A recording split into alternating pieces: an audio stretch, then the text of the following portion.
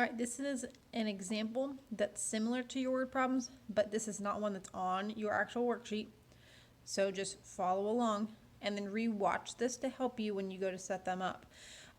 The first two problems on your worksheet that are circled do not look like this. So this one will help you when you get to problem number 4 and any other ones circled after number 4. Okay? So this one says, I'm going to the bookstore with $20. Each book costs $4 and there's a tax fee of $3. How many books could I buy? So there's 3 things we're going to deal with this problem to set this up. Our first thing is our total. So we need to figure out what number is our total. So I'm going to the bookstore with $20.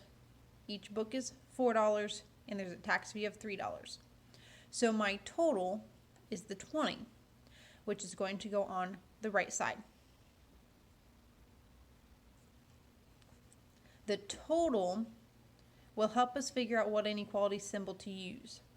So sometimes in the context of the problem, it'll say something.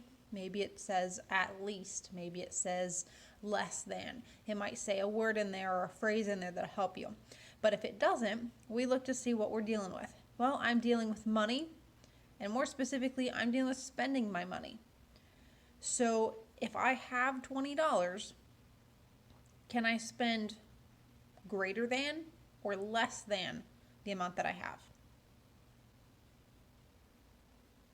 Hopefully you thought less than.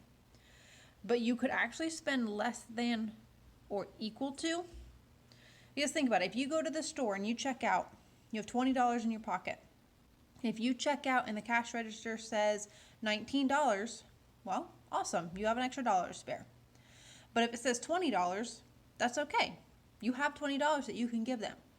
You have nothing left, but you have $20 you can give them. So if we're dealing with money, you're going to use a less than or equal to symbol, unless there's a word somewhere in the context of your problem that tells you a different symbol. But if we're spending money, for the most part, it's going to be a less than or equal to. Now we need to figure out with our other 2 numbers. It says each book is $4 and there's a tax fee of $3. My question says how many books? So books is my variable. I'm going to use a B for books, but you can use an X if you would like, or any other letter. So when I read my problem again, books is my variable. So I'm going to read through it again and find what number is dealing with books. So I'm going to the bookstore with $20. Each book costs $4. So 4B, because every book is $4.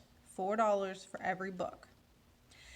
And there's a tax fee of $3. So, and I'm going to spend $3 on the tax. So $4 for every book and this tax fee. And then I'm going to spend less than or equal to the $20 that I have. Then you can go and solve your problem just like you have before.